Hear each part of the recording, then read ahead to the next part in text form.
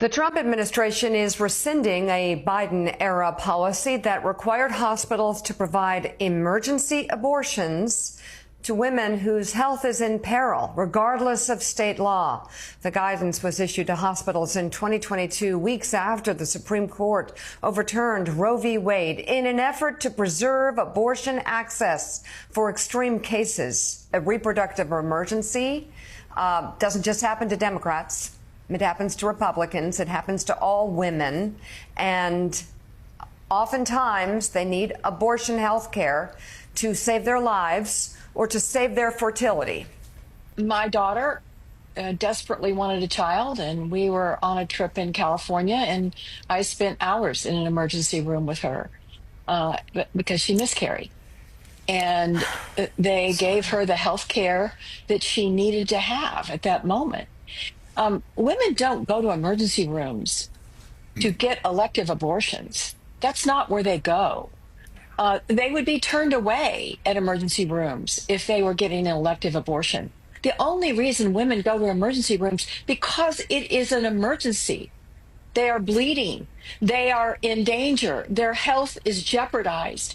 And to say this guy, for him to send out a letter, I'm sure at the urging of those people who want to make sure women have no health care choices when it comes to their reproductive health, and not even fully explain the difference between emergency reproductive health care and an emergency abortion.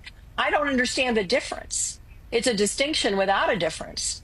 So, I think this topic, Mika, has kind of taken a back seat because of all the nonsense of Trump over the last 6 months. It's time for us to begin to sound the alarm again. And this letter is a good place to do it, because women are going to die because of this letter. It will happen. They will bleed out in parking lots because of this letter. Hi everyone, welcome again to my channel.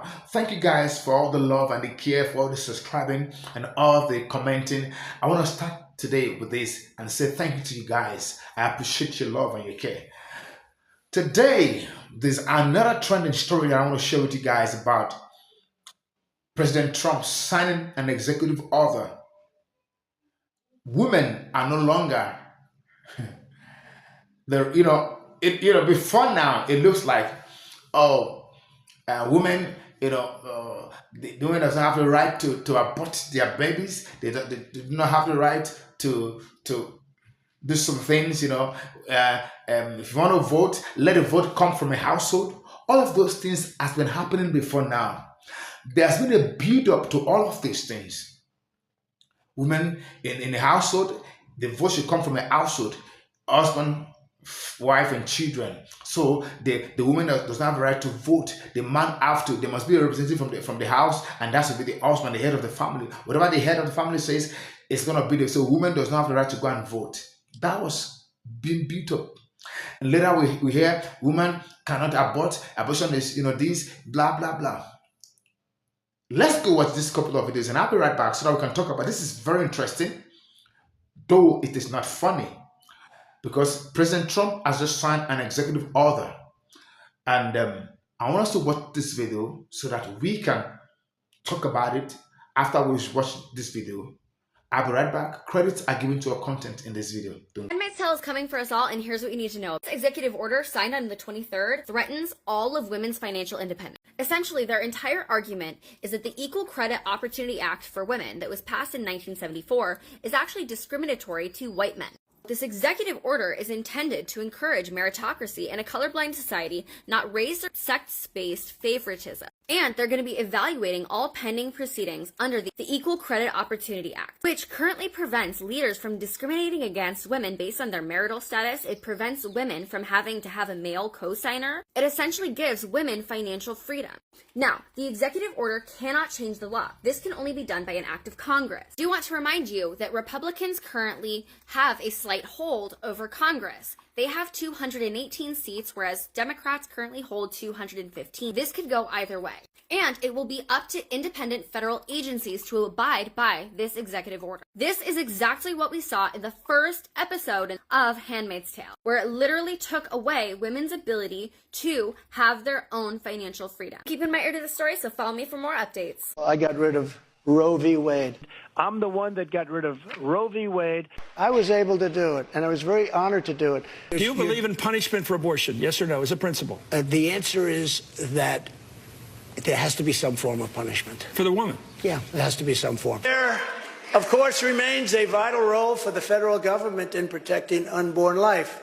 Nobody has ever done more for right to life than Donald Trump. Roe v. Wade, they won. They finally won. The Iowa bill was signed, and they wouldn't have been able to do anything if I wasn't able to do what I did. He's a liar. He's not telling you the truth. He's not level setting. He'll say whatever he needs to say on any day of the week. I mean, give me a break. Look, I mean, he's created these conditions. He celebrated those conditions. He celebrated the fact that he was responsible for overturning Roe. He said that he would criminalize women. I mean, he's on tape saying these things. He'll say whatever he needs to say at a given moment. And so don't think for a second if, the great Lindsey Graham sends him a bill and somehow it gets through Congress, that he doesn't sign that. You know he will. And everybody, again, knows that. You can't trust this person by any stretch of the imagination. And so, look, these conditions that persist all are made possible by one person. Donald Trump. Mitch McConnell, you have a lot to explain as well. And so that's why we have to, I think, again, be more clear, more concise in the condemnation and remind people of what's at stake with this election. When Trump overturned Roe v. Wade, Texas Republicans passed the most extreme abortion ban in the country, banning abortion even in cases of rape, incest, and threats to the mother's health. Since then, 26,000 Texas women have been forced to give birth to their rapist baby. Infant and maternal mortality have spiked. Pregnant women with life-threatening complications are being told to wait in emergency room parking lots until they go into sepsis. This has never been about life. This has always been about controlling women. This is what's happening in our country because of Donald Trump. And understand, he is not done. As a part of his agenda, he and his allies would limit access to birth control, ban medication abortion, and enact a nationwide abortion ban with or without Congress. And get this,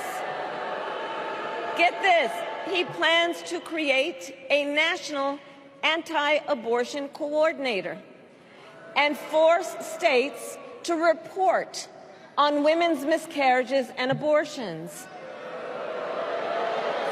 Simply put, they are out of their minds.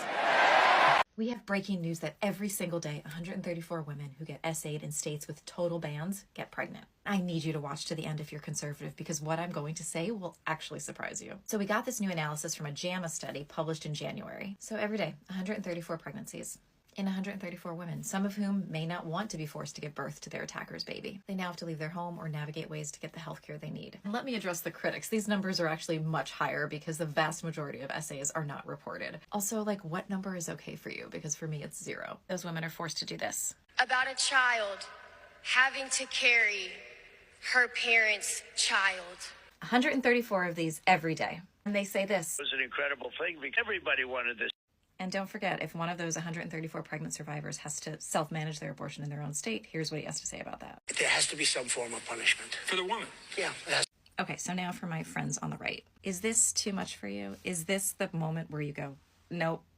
Were you in full support of the overturn of Roe, but didn't realize this could happen and now it's gone way too far? Now you're thinking of these little girls who this guy says this about their SA-caused pregnancies. Circumstances of that child's birth are somehow inconvenient. I don't think that's you. I do think you'd probably say this. That's immoral. You're honestly just human if you're rethinking things based on these numbers. All right, tell me in the comment section what the heck you're thinking right now. Is it not looking like the agenda that the Republican has scripted is coming to reality.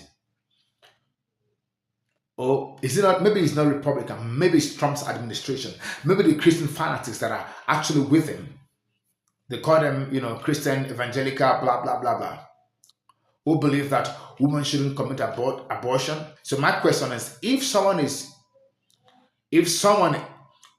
has a situation whereby a life is being threatened, you say no, you don't, according to the Constitution, you don't have a right to abort. Or, we've had situation whereby a woman's life was under threat because of maybe the baby came earlier. There's what we call premature, delivery time coming, and maybe something just happened.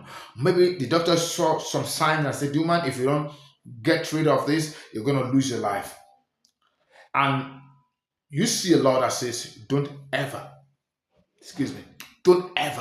abort. So in that situation, are you saying that the Constitution is more important than the life of the woman that is very important to be saved at that point in time? What about a situation whereby someone probably, maybe, I know the religious people will go against what I'm about to say. Maybe someone was raped, or and she became pregnant. The trauma for the woman, probably she couldn't stand it, and she's like, "Oh, should I keep the baby? Should I abort?" and all that. Some might say, "I don't want to keep the baby. I want to abort because the situation through which the pregnancy came is something I can't forget. I can't let go. So it's going to be like a memory." Don't forget, the sanity is more important than anything. And now you have a law that says you can't abort. So are you saying that that woman does not have the right over her body to say, "Okay, I don't want this to," because the situation is not, I know some Christians will say every child has a purpose. There's no illegitimate child and all that. I know that. But I feel that everyone should be given a right to decide what they want to do with their body. I'm not supporting abortion. That's the balance. But there's some situation that when it becomes like, when it's too obvious that this has to go, are you saying that because of the Constitution that has been signed into law, women can do that? That is that. Let me give another scenario. They said women does not have a right to vote, that the vote will come from the household. This has been going on for a long time, like I said in the intro. And now all of this is going to go into law because President Trump just signed it, and it's like women will have to keep quiet when it comes to voting, they are turning America into a situation whereby the men have to say, the women have to sit and you don't have any say. It would have just been better if you guys said, "Okay, women don't work again, let the men be working, and women just sit in the house, just don't do anything because they are working, they are paying tax." You didn't say that their tax is not good enough. You didn't say that, "Okay, ladies, don't pay tax because you're not meant to talk." But when it comes to tax, when it comes to all those other obligations that will favor the country or the economy, it's good. They can pay tax, they can pay rent, they can do this. But now you're saying that they shouldn't vote. I don't believe in that. That's my view. Guys, I want your views and perception to come, because I know this is going to cause a lot of uproar, a lot of back and forth. I don't mind, I don't care, but I want you guys to come. Those fanatics should just come over and say, "Yes, women does not have a right to vote. They represent, they should be under their husband, blah, blah, blah." You should also tell them that they shouldn't be paying tax and they shouldn't be working. Just sit back, let them be paid salary, and let them just enjoy themselves because you don't want them to have a voice. That's what you should have done. But guys, let me know what your take is. What's your view and perception about this Trump's executive order that has been signed into law that women's rights, blah, blah, blah? It's annoying. That's my view, and I have right to vent my view, guys. Let me know what your views are at the comment section. Let the conversation begin, guys. Until I come here again, don't forget to subscribe, like, and share. If you love this great content, hit that subscription button so that you can get updated whenever I post videos, because you have turned on the notification button. Thank you guys for watching. I want to say thank you to everyone that have been watching, subscribing, and thank you. I love you guys. You guys are the real MVP. Until I come your way again, bye-bye.